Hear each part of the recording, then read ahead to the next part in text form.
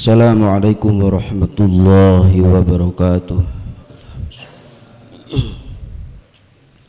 La hadrati Nabiul Mustafa Sayyidina Muhammadin sallallahu alaihi wasallam wa ala alihi wa sahbihi wa azwajihi wa dzurriyyatihi wa ali baitihil kiram, khususan muallifat al-kitab wa ila jami masyayikhina wa ya usul Assalamualaikum bisyafaati Syaikhulillah lahumul Fatihah. A'udzu billahi minasy syaithanir rajim. Bismillahirrahmanirrahim. Alhamdulillahi rabbil alamin. Ar-Rahmanir Rahim. Maliki yaumiddin. Iyyaka na'budu wa iyyaka nasta'in. Ihdinas siratal mustaqim. Siratal ladzina an'amta 'alaihim ghairil maghdubi 'alaihim waladdallin. Bismillahirrahmanirrahim. Alhamdulillahirabbil alamin wa bihi nasta'inu ala umuri dunya waddin. Wassalatu wassalamu ala sayyidil mursalin wa ala alihi wa sahbihi ajmain, amma ba'du. Rabbi shrah sadri wa yassir li amri wahlul 'uqdatam min lisani yafqahu qawli. A'udzu billahi minasyaitonir rajim. Bismillahirrahmanirrahim. Inna a'tainakal kautsar fasholli li rabbika wanhar. Shadaqallahul azim, amma ba'du. Jamaah hadirin rahimakumullah yang sama-sama dirahmati Allah Subhanahu wa taala. Alhamdulillahirabbil alamin. Di kesempatan pagi hari ini seperti biasa kita masih diberikan kesehatan, kekuatan oleh Allah Subhanahu wa taala, dan seperti biasa kita masih menjalankan aktivitas rutinitas pengajian mingguan, dan mudah-mudahan kita semua termasuk golongan ahli-ahli yang bahagia. Amin ya Allah ya rabbal alamin. Hadirin jamaah rahimakumullah, di pagi hari ini akan kita bahas tentang masalah kurban. Namun sebelumnya akan kita lanjut pengajian minggu kemarin tentang fadilah bulan Dzulhijjah sampai tanggal 7. Nah, di sini kita akan bahas tanggal 8, 9, 10 sampai hari kurban. Kalau keburu kita beberkan sejarah kurban tentang Kanjeng Nabi Ibrahim dan Kanjeng Nabi Ismail alaihissalam. Nah, baik hadirin, dulu di zaman Kanjeng Nabi ada seorang laki-laki, ana syaban kana sohibas samain. Laki-laki ini termasuk orang yang nurut kepada kedua orang tuanya, termasuk dia itu nurut perintah untuk menjalankan puasa. Orang tuanya selalu menyuruh kepada seorang pemuda ini untuk selalu menjalankan puasa di bulan Dzulhijjah. Nah, wa kana idza uhilla hilalu Dzulhijjah asbaha shaiman. Laki-laki ini selalu berpuasa di bulan Dzulhijjah dari tanggal 1 sampai tanggal 9. Faratafa'al hadisu ila Nabi sallallahu alaihi wasallam, sampai kabar ini terdengar oleh baginda Rasul sallallahu alaihi wasallam. Fa arsala ilahi fada'ahu. Lalu Kanjeng Nabi pengen bertemu dengan laki-laki itu untuk ngobrol gitu. Nah, ini laki-laki rajin berpuasa. Ma yahmilu ala siyami hadhil ayam. Wahai laki-laki, apa yang mendorongmu sehingga engkau selalu mengerjakan puasa di bulan Dzulhijjah? Laki-laki itu menjawab, bi abi wa anta wa ummi ya Rasulullah, innaha ayyamul ma'asyiri wa ayyamul haji, asallahu ayyusrikani fi du'aihim. Ya Rasul, bulan ini adalah bulan di mana Allah Subhanahu wa taala memerintahkan untuk mengerjakan ibadah haji. Sedangkan orang tuaku tidak mampu. Siapa sih yang enggak mau mengerjakan ibadah haji, mengerjakan rukun Islam yang kelima, menyempurnakan rukun Islam? Tapi apa daya, aku hanya seorang manusia yang hidup pas-pasan. apalagi buat menunaikan ibadah haji, makan sehari-hari pun kami tidak cukup. Sehingga orang tuaku memerintahkan kepadaku untuk selalu mengerjakan dan melaksanakan ibadah puasa di bulan Dzulhijjah. Wow, berarti dia meneruskan wasiat kedua orang tuanya. Wa ayyamul asallahu ayyusrikani fi du'aihim. Ya Rasul, dengan adanya aku berpuasa, mudah-mudahan aja aku termasuk orang-orang fi du'aihim. Doanya ini sama dengan doa-doanya orang yang menunaikan ibadah haji. Apa jawab Nabi? Fa innaka bikulli yaumin tasumuhu idlu mi'ati raqabah wa mi'atu badanin wa mi'atu farasin tahmilu alaiha fi sabilillah. Wahai laki-laki, setiap hari engkau mengerjakan puasa idlu mi'atin, itu membandingkan 100 abid, 100 memerdekakan abid, dan 100 engkau menyembelih hewan unta dan menyembelih hewan kambing, tahmilu alaiha fisabilillah, engkau bawa di jalan Allah. Engkau tanggal 1 bulan Dzulhijjah puasa sampai tanggal 7, itu sama dengan engkau memerdekakan 100 abid, menyembelih 100 hewan unta, menyembelih 100 hewan sapi, fisabilillah, engkau bawa di jalan Allah, katakannya Nabi. Lalu dia bertanya lagi, lalu bagaimana dengan tarwiyah Arafah 8 Dzulhijjah, 9 Dzulhijjah? Fa idza kana yaumut tarwiyah, kata kanjeng Nabi, falaka fiha idlun alfi raqabah wa alfi badanah wa alfi farasin tahmilu alaiha fi sabilillah. Tatkala datang tanggal 8 Dzulhijjah, maka bagimu itu sama dengan memerdekakan 1000 abid, menyembelih 1000 hewan unta, menyembelih 1000 hewan sapi fisabilillah di jalan Allah. Puasa di tanggal 8 Tarwiyah, 8 Dzulhijjah.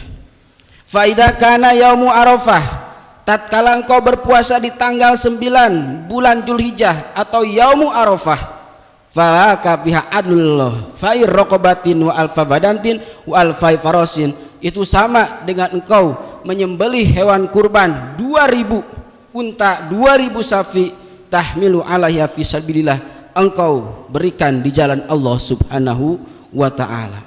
Wa huwa siyamu sanataini, sanatin qablaha wa sanatin ba'daha, kata kanjeng Nabi, puasa di hari tanggal 9 Dzulhijjah itu menghapus dosa selama 2 tahun, 1 tahun sebelumnya dan 1 tahun setelahnya.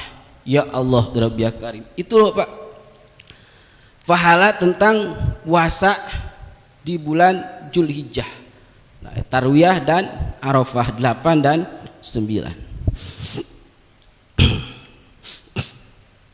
Baik hadirin jamaah rahimakumullah, ada 4 golongan, ada 4 hari yang oleh Allah Subhanahu wa taala sudah dijanjikan surga. Bahkan surga itu istaqat alaihimul jannah. Kita mengerjakan melaksanakan amal soleh di 4 hari ini, secara otomatis surga ini akan memanggil kita dan akan merindukan kita. 4 hari Pak. Yang pertama, kata kanjeng Nabi, amal ayam waluh ayyaumal jum'ah, 4 hari yang ketika kita mengerjakan amal soleh, niscaya kita dipanggil oleh surga hakikatnya. Yang pertama yaitu hari Jumat Pak. Fiha sa'atun la yuwafiquha abdun muslimun yas'alullahu ta'ala syai'an min amri dunya wal akhirah illa atahullahu iyah. Barang siapa yang berdoa di hari Jumat, barang siapa yang meminta di hari Jumat, barang siapa mengerjakan pekerjaan amal soleh di hari Jumat, yas'allahu ta'ala syai'an min amri dunya wal akhirah, dia berdoa untuk urusan dunia, dia berdoa untuk urusan akhirat, illa a'tahullahu iyahu, kecuali Allah akan memberikannya apa yang ia minta. Sa'atul ijabah, Lah makanya pada hari Jumat itu kita dituntut untuk mengerjakan amal soleh itu mulai dari subuh, karena di situ Allah Subhanahu wa taala tidak memberikan waktu kapan saatul ijabah, ya, kapan saatul ijabah itu enggak Allah berikan tandanya, Pak. Bisa jadi saatul ijabah di hari Jumat itu setelah subuh, antara sholat subuh dan sholat isyraq atau sholat duha, bisa saja dari saat duha, bisa saja antara adzan Jumat, bisa saja antara dua khutbah, bisa saja setelah Jumat, bisa saja setelah asar, bisa saja sebelum maghrib. Hari Jumat itu, Pak, saatul ijabah. Di situ kan tidak diberikan kapan saatul ijabah. Bahkan sebagian riwayat menerangkan ketika kita duduk antara dua khutbah itu saatul ijabah. Ada yang mengatakan sebelum kita berangkat Jumat, ada yang mengatakan baina subhi wal isyraq, antara subuh dan menjelang isyraq. Nah, itu masih pembahasan yang memang ramai dibicarakan. Saking apa? Yaumul Jum'ah, saatul ijabah itu pasti seluruhnya itu saatul ijabah. Ya Allah, nah ini ketika kita mengerjakan sesuatu amal soleh di hari Jumat atau berdoa di hari Jumat, Allah ijabah, saatul ijabah. Luar biasa di saatul Jumat. Nah, yang kedua, wasani yaumu arafah, katakan Nabi. Hari yang kedua yang dimana kita mengerjakan amal kebagusan, kita dirindukan oleh surga, yaitu tanggal 9 Zulhijjah, yaumu arafah. Fa idza kana yauma arafah yubahillahu ta'ala malaikatu fayaqulu ya malaikati ungtur ila ibadi. Kata Allah, wahai malaikat, engkau lihatlah hamba-hambaku di tanggal 9 Zulhijjah, ketika dia meminta ampunan, dia berdoa, ishadu inni qad ghafartu lahum. Kata Allah, aku ampuni segala kesalahan, aku ampuni seluruh dosa hambaku di tanggal 9 Zulhijjah ketika mereka meminta ampunan kepadaku. Qad ghafartu lahum, kata. Ya, tanggal 9 Zulhijjah. Yang ketiga, wasalisu yaumun nahri. Ini saatul ijabah ataupun kita dirindukan oleh surga itu adalah hari penyembelihan atau tanggal 10 Zulhijjah. Faidah kana yaumun nahri, di mana-mana kita mengerjakan amal sol di tanggal 10 bulan Zulhijjah, wa qarrabal abdu, dan kita mengorbankan kurbanah, hewan kurban. Tanggal 10 kita menyembelih hewan kurban, Pak. Fa awalahu qatratin qatarat minal kurbani takunu kafaratan likulli bin amilul abdu. Tanggal 10 kita membeli hewan kurban, terus kita sembelih, maka fa awalu qatratin qatarat minal kurban, satu tetes darah yang keluar dari hewan kurban yang kita sembelih, takunu kafaratan likulli bin, setiap tetesan darah ini, maka setiap tetesan darah pula itu dosa-dosa kita itu dihapus oleh Allah Subhanahu wa taala. Alhamdulillahirabbil alamin. Ya Allah Rabbi Karim. Setiap tetesan darah yang mengalir sama dengan dosa kita itu dilebur oleh Allah, diampuni. Ini luar biasa. Terus lagi yang ibadah kurban di tanggal 10 itu istaqatu jannah, dia dirindukan oleh surga. Kita motong hewan, hakikatnya surga memanggil, wahai si anu, wahai si anu, wahai si anu. Surga memanggil seperti itu. Ya luar biasa nih, alhamdulillah yang tahun ini mengerjakan ibadah kurban. Warabi'u yaumal fitri. Nah, di hari yang keempat yang dirindukan surga itu adalah hari Idul Fitri. Nah, itulah 4 hari yang mana oleh Allah Subhanahu wa taala diistimewakan, bahkan dirindukan oleh surganya Allah Subhanahu wa taala. Tanggal 8, tanggal 9 menjadi hari yang sangat luar biasa ketika kita mengerjakan ibadah puasa. Kita tidak mampu melaksanakan ibadah haji, kita tidak mampu mengerjakan ibadah kurban. Ada lagi yaitu ibadah yang sangat gampang, yaitu puasa tarwiyah, puasa Arafah. Nah, puasa 2 hari Ya, berat puasa juga ya, berat kayaknya. Ya. Baik hadirin jamaah rahimakumullah. Mengingat sebentar lagi kita akan mengerjakan ibadah kurban. Nah, kita akan bahas sedikit tentang masalah kurban. Ya.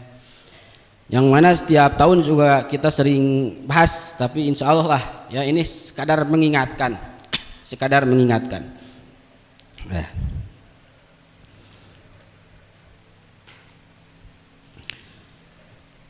Nah, ibadah kurban ini yang sangat luar biasa pahalanya. Dalil yang menerangkan tentang hadis adanya kurban itu, ma min ibnu adam min amalin ahabu ilallah min iraqatud dam wa innaha la ta'ti yaumal qiyamah bi quruniha wa adlafiha wa inna dam la yaqa'u minallahi mimakanin qabla ay yaqa'u alal ardi fatayyibu biha nafsan. Artinya tidak ada seorang yang mengerjakan ibadah yang paling Allah cintai dan Allah sukai ibadah di hari Idul Adha atau menyembelih hewan kurban. Ya. Nah, itu amal yang paling dicinta dan disukai oleh Allah itu adalah hari tanggal 10, yaitu menyembelih hewan kurban. Bahkan dalam satu hadis menyebutkan kita harus mengerjakan kurban itu dengan kadar kemampuan kita, karena ada hadis itu menyatakan man kana lahu sa'atun walam yudhah falyamut insya'a yahudian wa insya'a nasranian. Barang siapa yang mempunyai harta lebih, harta cukup di tanggal 10 bulan Dzulhijjah, terus dia tidak kurban, falyamut, meninggallah, insya'a yahudian, baik mau secara Yahudi atau meninggal secara Nasrani atau agama Nasrani. Na'udzubillahi min dalik. Nah, artinya apa Pak? Harta yang kita miliki oleh Allah sebagai titipan, ada perintah kurban yang mesti kita laksanakan setiap setahun sekali. Bahkan kalau kita mampu, kita punya, itu kita diancam oleh baginda Rasul meninggal dalam keadaan Yahudi atau meninggal keadaan Nasrani. Tapi yang menjadi pertanyaan, berapa tolak ukur kewajiban kita untuk mengerjakan kurban? Harta kita punya berapa sehingga kita sudah mampu dan sudah berkewajiban untuk mengerjakan kurban, untuk membeli hewan kurban. Nah, di sini disebutkan wakila man malaka isrina miskolan minad dahabi au mi'atai dirhamin minal fiddati ba'dal hawaijil asliyati fahuwa ghaniyun. Barang siapa yang mempunyai emas kira-kira ukuran berat itu 20 miskol, atau kalau dikitakan itu 20 miskol itu sama dengan 90 gram emas. Bapak punya harta 90 gram emas, 90 gram, atau perak ukuran 200 dirham. Perak sama emas kan beda, kalau emas 90 gram, kalau perak 200 gram. Terus harta tadi itu yang 90 gram emas itu sudah kebutuhan keluarga, sudah makan sehari-hari, sudah mencukupi, terus kebutuhan anak dan lain sebagainya sudah tercukupi. Bapak masih punya harta 90 gram emas, bahwa goniun Pak, Bapak dikatakan kaya di hari itu. Nah, maka wajib bagi Bapak untuk melaksanakan kurban. Nah, kalau di bawah itu hanya nggak kewajiban, artinya menjadi hukumnya kena sunnah, hukum jadi kena sunat. Jadi nggak akan mendapatkan ancaman, kalau tidak mengerjakan kurban pun tidak akan mendapatkan ancaman meninggal Nasrani atau meninggal Yahudi. Tapi kalau Bapak mempunyai harta 90 gram emas tapi tidak kurban di hari itu, meninggallah keadaan Nasrani atau meninggal dalam keadaan Yahudi. Bahkan dalam satu riwayat dikatakan, jangan dekat-dekat ke tempat sholat kami, katakan Nabi. Ya Allah ya Rabbi ya Karim. Nah ini, nah, ada beberapa aturan hadirin dalam kurban. Dalam kurban diantaranya satu, kurban itu adalah hukumnya itu sunat ain lil munfarid, sunat ain, sunat pribadi, wa kifayatin li ahli kulli baitin, sunat kifayah kepada ahli rumah. Bapak kurban satu orang maka sudah mencakup ke dalam keluarga, itu sudah mencakup, jadi sunat kifayah. Kalau untuk munfarid sendiri-sendiri itu hukumnya menjadi sunat ain. Fala tajibu illa binadin wa ta'in. Bahkan kurban tidak wajib illa binadrin wa ta'in, terkecuali kurban itu dinadarkan, wa ta'yinin, dan kurban itu ditentukan, maka status kurbannya menjadi wajib. Berarti wajib disembelih di tanggal 10, 11, 12, 13 Dzulhijjah. Nah, jadi kurban itu kebagi dua apa hukumnya? Ada yang kurban sunat, ada yang kurban wajib.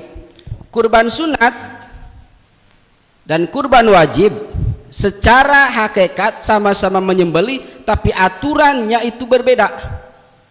Aturannya berbeda. Kurban wajib kebagi, satu dengan nadar, kedua dengan ta'in, ditentukan. Contoh, kita ambil kurban wajib yang memang di masyarakat ini suka salah memahami dalam hal kurban, mana kurban sunat, mana kurban wajib. Nanti aturannya pun berbeda. Contoh, nadar. Seperti Bapak mengucapkan begini, Pak. Lillahi alayya an udha bihadhi syat. Artinya hak Allah wajib kepadaku untuk mengerjakan kurban dengan kambing ini atau dengan sapi ini, maka ini nadar disebutnya. Atau dia mengucapkan alayya an adha bihadhihi au bisyatin, wajib kepadaku kurban dengan hewan ini. Nah, ini menjadi nadar. Allah mewajibkan kepadaku untuk mengerjakan kurban dengan hewan ini. Nah, dengan hewan ini berarti nadar. Berarti ini kurban termasuk kurban wajib, wajib disembelih dalam kurun waktu 10, 11, 12, 13. Kalau enggak disembelih dosa dia. Paham ya? Nadar. Nah, yang kedua, ada yang disebut wajib karena ditakyin, ditentukan. Karena ditentukan. Contoh, seperti dia mengucapkan ja'altu hadihi udhiyah. Ja'altu hadihi udhiyah. Aku jadikan kambing ini untuk kurban. Bapak beli ke tempat hewan. Ditanya, Pak mau kemana? Mau beli kambing. Buat apa? Buat kurban. Takyin berarti, Pak. Ditentukan. Ditentukan bahwa ini kambing, ini sapi untuk kurban. Takyin berarti kenanya wajib disembelih di tanggal 10, 11, 12, 13. Ketika Bapak tidak menyembelih di hari itu, Bapak berdosa. Paham ya? Takyin dan nadar. Nah, kebanyakan di kita itu ditakyin. Jelas takyin. Contohnya besok nih ke Mushola Taqwa, ada panitia di sini. Bapak bawa kambing. Datang ke panitia daftar. Ini saya mau kurban. Mau kurban kan? Kambingnya ada, dia pun mengatakan saya mau kurban. Berarti kambing ini sudah ditakyin untuk dikurbankan menjadi hewan kurban. Takyin berarti wajib ini kenanya. Nah, nanti aturan mainnya dalam hal makan dan lain sebagainya beda. Nah, kita dibahas nih. Jadi sekali lagi, kurban wajib itu ada dua, dengan nadar, dengan takyin. Ditentukan bahwa kambing ini untuk kurban, atau saya kurban dengan kambing ini, berarti ditentukan takyin. Ya. waktunya menyembelih kurban Pak. Wa waqtul udhiyati min tulu'i syamsi yauman nahri wa mudhi qadri raq'ataini wa hutbataini khafifatatin ila ghurubi syamsi akhiri ayami tasyriqi salas. Waktu menyembelih hewan kurban itu dari mulai terbitnya matahari di tanggal 10 Zulhijjah dengan ukuran raq'ataini wa hutbataini khafifatani. Waktu menyembelih kurban itu tanggal 10 Pak. Kalau Bapak menyembelih hewan di tanggal 9 atau di tanggal 8 bahkan sekarang, Bapak beli kambing, buat apa Pak? Buat kurban, disembelih sekarang terus dibagikan dagingnya, itu tidak jadi kurban karena waktunya belum tanggal 10 Zulhijjah. Kalau sedekah mah jadi saja sedekah, tapi kurban tidak jadi. Karena kurban itu cuma 4 hari, 10, 11, 12, 13, 4 hari. 3 hari tasyrik sama tanggal 10 Zulhijjah. Waktunya dari kapan? Dari mulai terbitnya matahari tanggal 10. Wa mudhi qadri raq'ataini wa khutbataini khafifatin ila ghurubi syamsi. Seukuran 2 rakaat salat dan 2 khutbah khafifatani yang enteng. Makanya nanti sunat ketika Idul Adha, sunat seorang khatib dan imam itu untuk meringkas khutbah, artinya jangan terlalu lama sholatnya, baik khutbahnya beda dengan Idul Fitri. Nah, karena di situ ada nanti ibadah selanjutnya yaitu menyembelih hewan kurban. Ini mah khatib sampai 2 jam gitu kan, pulang-pulang jam 10 gitu. Nah, itu sunatnya itu dipercepat, khutbahnya itu diperpendek, jangan terlalu panjang khutbah untuk Idul Adha. Faman dabaha dohihatan qabla duhuli waqtiha lam taqo lahu udhiyah. Barang siapa yang menyembelih hewan kurban di sebelum tanggal 10, maka tidak ada kurban baginya. Wa haradaba hatta kharajal waqtu fa innahu yalmauhu ba'dahu wa yakunu qadaan. Dan akhir waktu menyembelih hewan kurban itu tanggal 13 setelah asar. Tanggal 13 setelah asar itu akhir daripada penyembelihan kurban dikatakan sah. Lalu bagaimana kalau kita tadi sudah ditakyin atau dinadar Pak? Bapak tadi menentukan, ini saya beli hewan kambing, ini saya beli hewan sapi untuk dikurbankan atau untuk dijadikan takyin, berarti kan? Berarti wajib disembelih. Tanggal 10 Bapak tidak menyembelih. Tanggal 11 sama tidak menyembelih, 12 sama, 13 sama. Pas menginjak tanggal 14 Zulhijjah, Bapak baru ingat, ya Allah ya Rabbi ya Karim, saya ini kan mau kurban, ini sudah tanggal 14 Zulhijjah, berarti tanggalnya sudah lewat. Bagaimana kasus seperti itu? Karena ini hewan di awal sudah ditakyin wajib untuk dikurbankan, ya sudah tanggal 14 wajib dipotong karena sudah ditakyin. Jadi kenanya wajib tanggal 14 tetap dipotong sebagai udhiyah, kenanya berarti jadi kena kodok disebutnya. Paham ya? Tetap wajib dipotong karena itu ditakyin. Nah, contoh kasus seperti ini Pak lah. Ini kasus Bapak punya kambingnya cacat Pak, kambingnya cacat. Berarti kriteria untuk kurban itu tidak masuk, ya kan? Karena salah satu persyaratan hewan kurban itu adalah normal, artinya sehat, nggak ada cacat. Ini mah kakinya pincang. Dari tanggal 1 ini si kambing ini sudah pincang jalannya. Ya. Terus Bapak ngomong seperti ini, saya kalau jual ini kambing nggak bakal laku karena kakinya pincang. Dijual pun nggak bakal laku lah. Ya sudah, daripada nggak laku, mending saya kurbankan ini kambing. Saya kurbankan ini kambing. Apa tadi? Takyin. Berarti jelas di sini sudah takyin, si kambing yang cacat ini akan dijadikan hewan kurban. Tapi secara persyaratan tidak mencukupi persyaratan. Tapi dia sudah kagok ngomong, sudah menentukan ini kambing buat kurban. Seperti apa itu hukumnya? Nah, datanglah tanggal 10. Ketika tanggal 10 ini kambing wajib dipotong, Pak. Walaupun tidak memenuhi persyaratan, tapi dia sudah ditakyin, ya wajib untuk mengerjakan pemotongan karena sudah ditakyin walaupun tidak memenuhi standar. Nah itu. Makanya hati-hati itu kurban itu, walaupun kambingnya tidak memenuhi standar tapi sudah ditakyin wajib dipotong.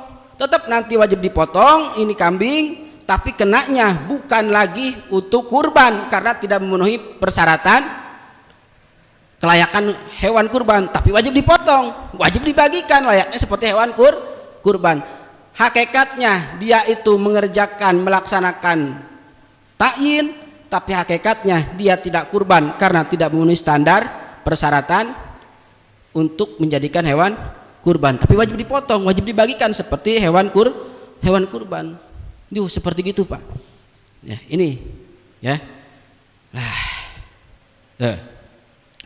Nah, dalam hal ini wa yahrumu ta'khirul wajibati an waqtiha bila udrin, haram mengakhirkan menyembelih hewan kurban ketika tidak ada udur. Wa yajuju ayyuwakila musliman muizan fidabi wan niat, boleh itu diwakilkan kepada seorang muslim dalam hal penyembelihan ketika niat. Nah, ketika niat itu boleh diwakilkan. Ya. Nah, dalam hal udhiyah, Pak, atau penyembelihan hewan kurban itu bisa ditentukan wajib atau sunat itu ketika pas penyembelihan. Nah, jadi kan nanti yang menyembelih hewan kurban itu kan kalau Bapak mau kurban itu afdolnya itu Bapak motong sendiri. Bapak mau kurban kambing nih, ya sudah, lebih utama, lebih afdol memotong sendiri kalau bisa. Tapi kalau nggak bisa suruh orang lain. Tapi nanti uzrohnya itu jangan ngambil daging itu, mendingan bayar. Nih upahnya saya bayar, upah motong hewan kurban, jangan ngambil. Ya udah, Bapak yang motong nanti bayarannya pakai kepalanya sapi atau kepala kambing. Itu nggak boleh. Itu nggak boleh, ya. Nah, nanti ketika pemotongan hewan, kalau yang wajib itu nanti sertakan niat saya menyembelih hewan kurban anu bin anu lillah atau fardu lillahi ta'ala. Fardu kenanya karena tadi nadar atau ta'in. Nah, maka ketika menyembelih harus disertakan fardu lillahi ta'ala. Kalau sunnatan lillahi ta'ala. Contoh, Bapak punya anak istri, punya anak wanita, terus Bapak mau kurban atas nama anak misalkan kan, yaitu nawaitu dabha udhiyati ibni, saya menyembelih hewan kurban untuk ibni, untuk anak perempuan. Sunatan lillahi ta'ala. Kalau nadar fardu lillahi ta'ala, kalau ta'in fardu lillahi ta'ala. Selesai. Tuh, di kita gitu enggak penyembelihan hewan? Ya, ini kita harus sesuai dengan syariat, Pak. Nah, setelah disembelih wayajibu atasadduqu bijamil udhiyati al-mandurah wa nahwiha. Ini perhatikan, Pak, ya.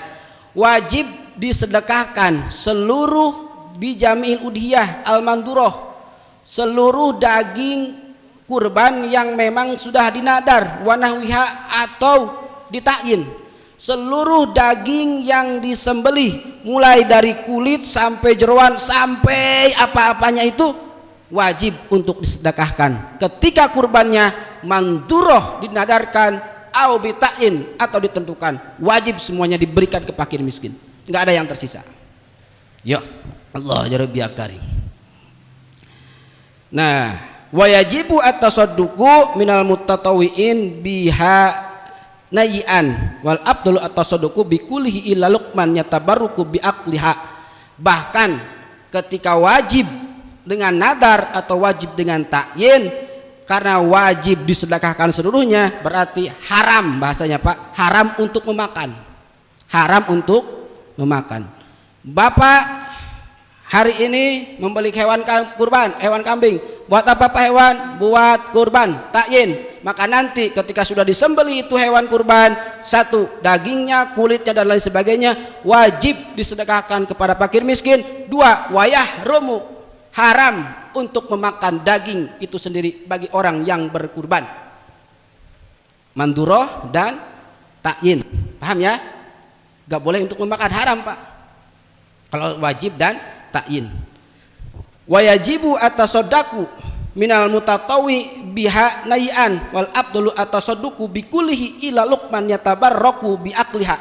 Beda dengan kurban sunat yang bapak menyembelih hewan dengan niat sunat, itu wajib disedekahkan sepertiga atau berapa terserah. Atau bapak berkurban, kurban sunat misalkan dagingnya 20 kilo, ada 20 kilo, 19 kilo bapak makan, 1 kilonya bapak sodakokan, itu jadi kurban sunat. Tapi yang lebih abdol, wal abdolu bikullihi ila lukman yatabarroku biakliha, cukup bapak mengambil 1 suap bitabaruk untuk tabaruk. Kalau bapak sunat kurbannya sunat, sudah yang sebagian dibagikan ke fakir miskin, bapak ngambil 3 kali comotan lah.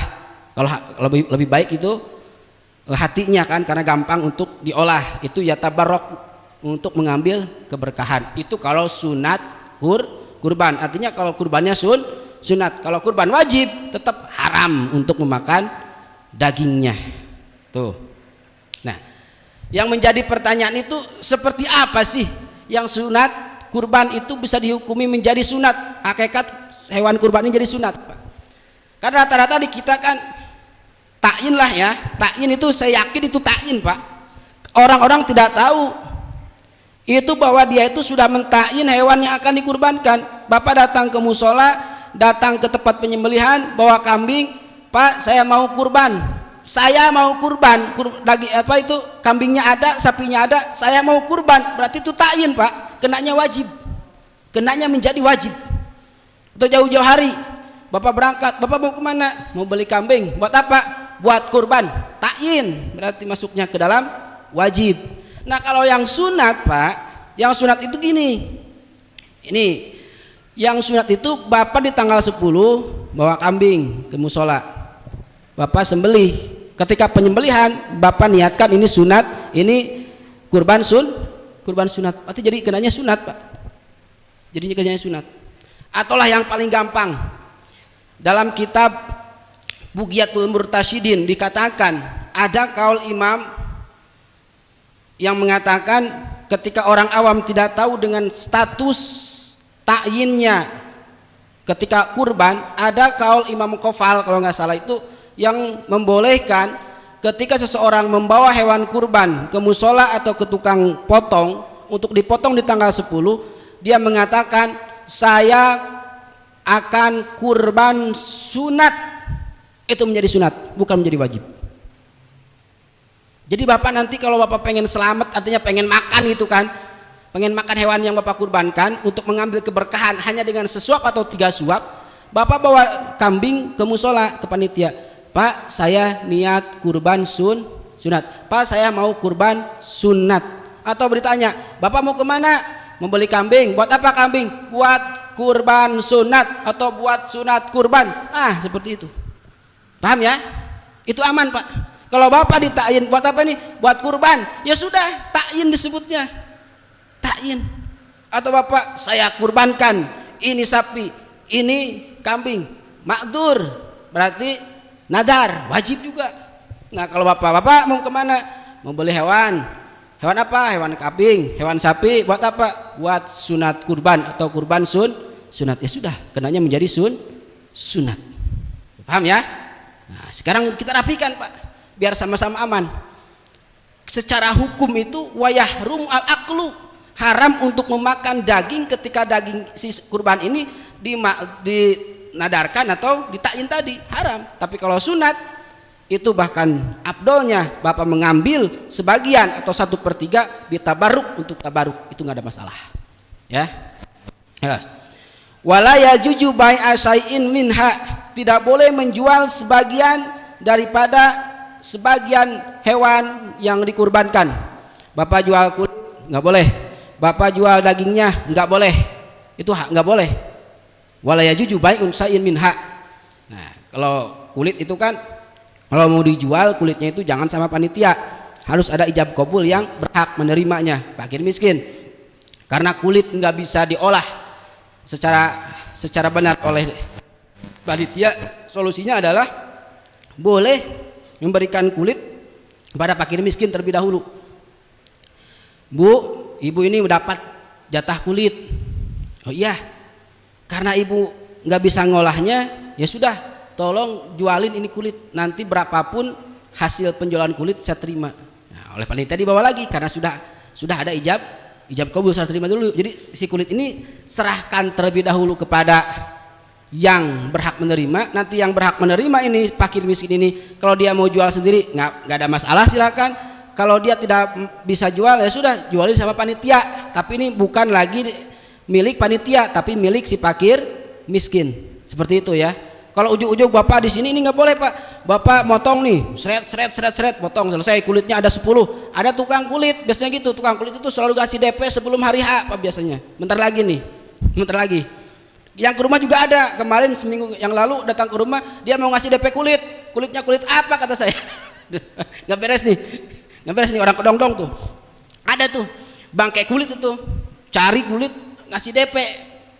Hewan kurbannya juga belum ketahuan, ada yang kurban atau enggak kan? Udah ngasih. Nah, bapak potong kulitnya banyak di sini, ada tukang kulit sudah standby di sini, udah dibayarin di situ.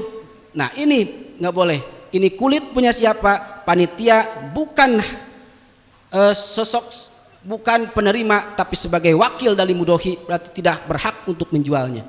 Kalau mau menjualnya, berikan terlebih dahulu kepada mustahik, karena mustahik sudah tidak bisa menjual, diwakilkan ke bapak nih sebagai penjual daripada mudhohi, itu boleh.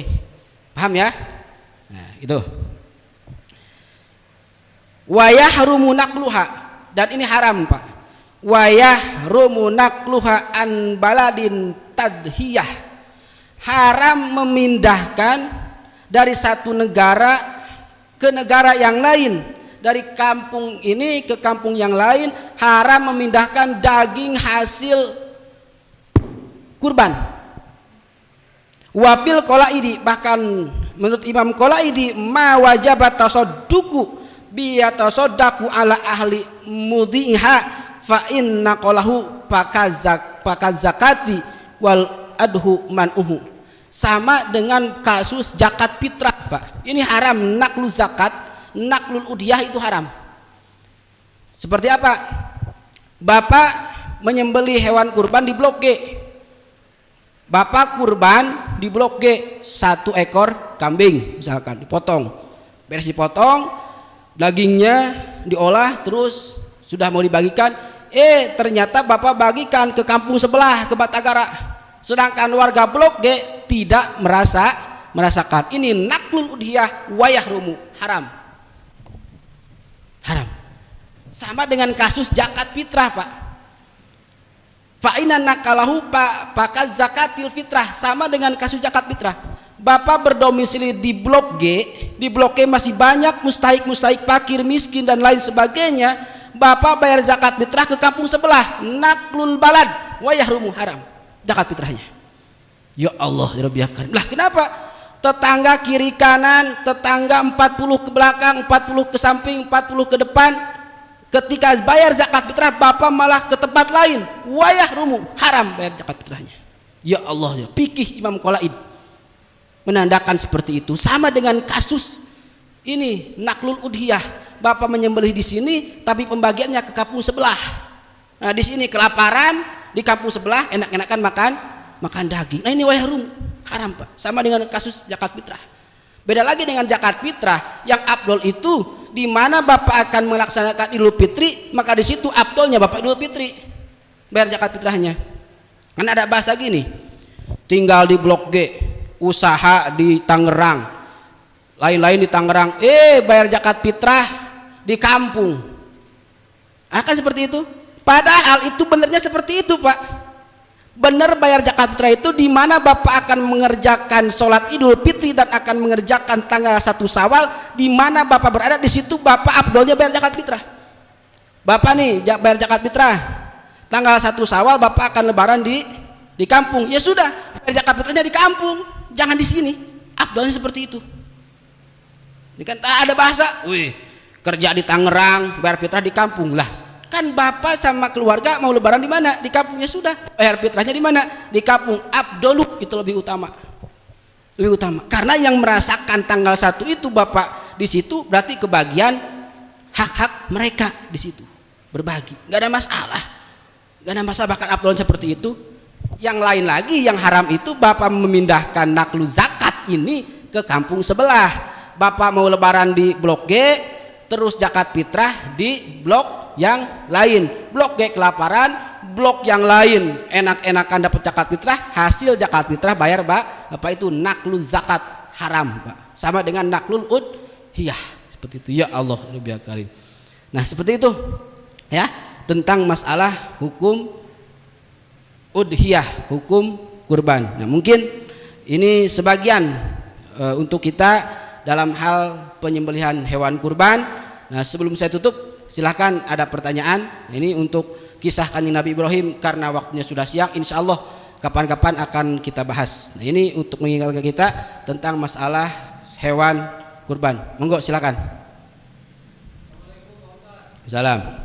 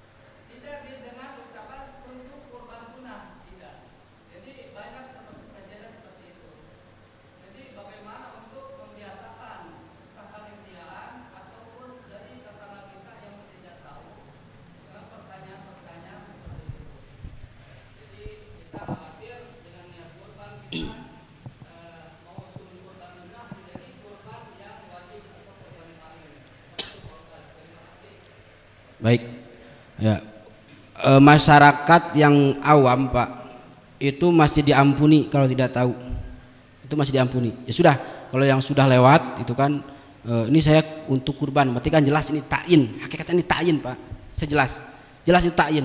Gimana kalau sudah kemakan? Karena Bapak Ibu nggak tahu sebelumnya, itu sudah perkara yang tidak tahu, itu dimakfu, artinya diampuni, artinya boleh, artinya nggak apa-apa lah. Tapi kalau sudah tahu, kita rapikan. Ya udah, ibu bapak nanti bawa ke panitia, niatkan saya kurban sunat. Sudah selesai. Tapi hati-hati kepada panitia yang menerima hewan kurban, takutnya ada yang nadar, Pak.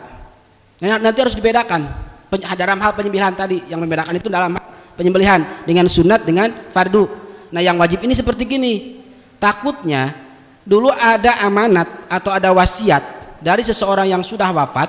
Misalkan Bapak wasiat nih, Bu, nanti kalau Bapak wafat tolong kurbankan ya, kalau Ibu sudah punya rezeki. Berarti kan nanti ketika Ibu sudah mendapatkan rezeki, Bapak wafat, nah ini kan wasiatnya harus dijalankan dengan cara kurban. Nanti kan nanti kurbannya ini jadi kurban wajib, kurbannya dinadarkan. Nah, ini nanti bisa dipisahkan oleh panitia, Bu, Pak, ini saya bawa kurban, ini kurban wasiat almarhum.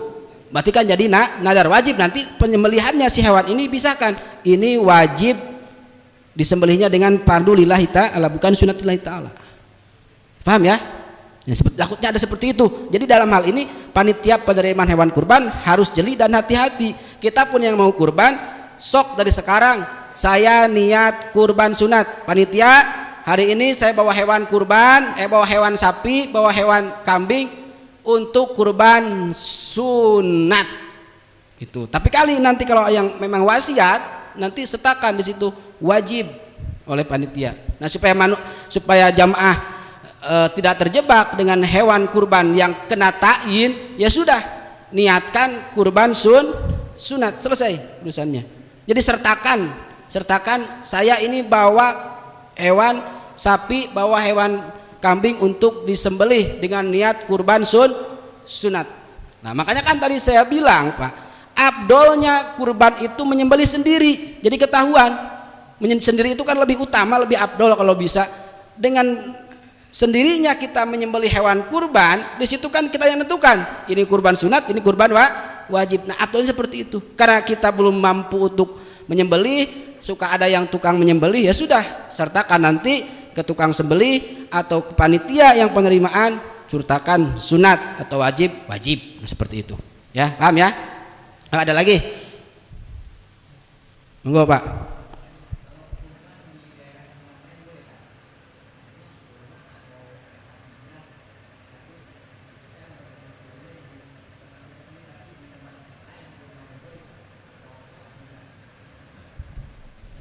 Tadi kan bahasanya wa yahrumun naqlul udhiyah wa yahrumun naqluz zakat.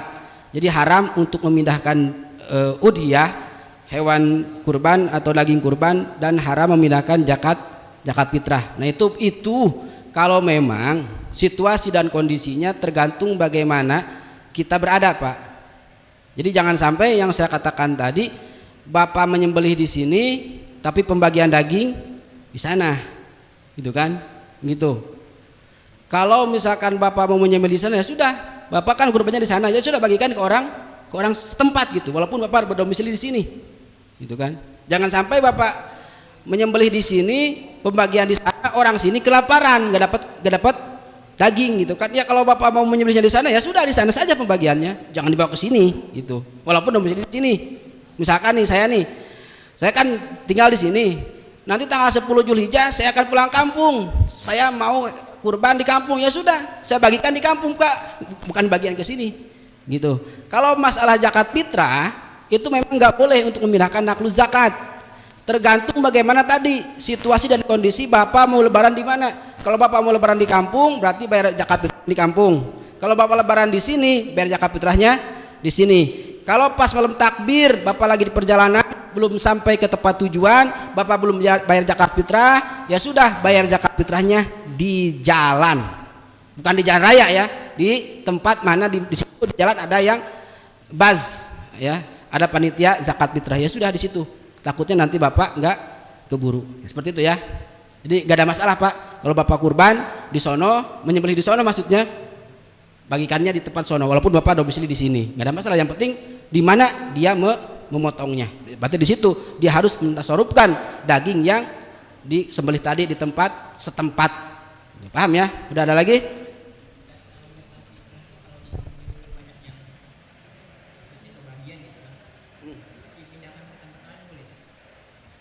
Zakat ke tempat lain. Ya, maksudnya di kampung kita udah kepenuhi semuanya gitu. Ya. Dilimpahkan ke tempat kampung lain. Ya, mustahiknya maksudnya. Mustahik. Ya sebenarnya kan tadi dari satu kampung ke kampung lain itu sebenarnya nggak boleh Pak, nggak boleh. Nah terkecuali itu kan masalah zakat fitrah ini, mau nggak mau banyak atau sedikit, tetap yang kita utamakan adalah prioritas warga setempat atau tetangga kita setempat. Kalaupun kita mau keluar ya nggak masalah. Kalau misalkan di kita sudah memenuhi ataupun sudah menerima haknya masing-masing, kita lemparkan ke sono, itu nggak ada masalah. Seperti di sini kita kan ada pembagian ke kampung sebelah, itu nggak ada masalah. Yang penting di sini sudah kita bagikan. Nah sama dengan kasusnya ini daging kurban Pak. Kalau daging kurban di sini semuanya sudah merata, ini daging masih banyak, kemanakan? Ya sudah ke kampung sebelah itu boleh untuk diberikan, asal jangan dijual gitu Pak. Ya ke kampung sebelah nggak apa-apa, nggak ada masalah. Itu kalau di sini sudah terpenuhi haknya fakir dan miskin, sisanya masih banyak, ya sudah kita tasarufkan ke kampung sebelah. Nah itu baru boleh. Ada lagi ya, cukup ya? Apa? Boleh. Untuk pembagian udhiyah, baik non muslim ataupun yang kaya itu boleh menerima Pak. Tapi nanti jatuhnya nih, yang kaya dan yang miskin itu beda. Kalau yang kaya itu hanya sebatas it'am artinya dia boleh memakannya Pak. Bapak kaya misalkan dapat jatah dari panitia yang didata oleh RT, Bapak kaya, ya sudah Bapak masak makan, jadi nggak boleh menjual. Beda dengan orang fakir atau miskin, itu nanti hukumnya tamlik, artinya dia hak memiliki. Ketika hak memiliki, si fakir dan si miskin ini mau menjual atau mau diapakan lagi nggak ada masalah karena tamlik. Nah, berarti kasusnya ketika kulit tadi ini Pak, kulit ini diberikan kepada orang kaya, terus orang kaya menjual, ini nggak boleh. Orang kaya dikasih kulit, ya sudah makan kulit sepuasnya, karena tidak boleh untuk menjual. Beda dengan fakir miskin, itu statusnya tamlik, artinya hak milik. Ketika hak milik boleh untuk dijual, boleh untuk dimakan, itu tamlik. Kalau orang kaya hanya sebatas it'am, mencicipi. Gitu. Orang fakir miskin, orang kaya, orang non muslim itu hak untuk menerima udhiyah daging, itu gak ada masalah. Udah ya, cukup ya. Baik hadirin jamaah rahimakumullah, karena sudah jam 6 lewat nih ya.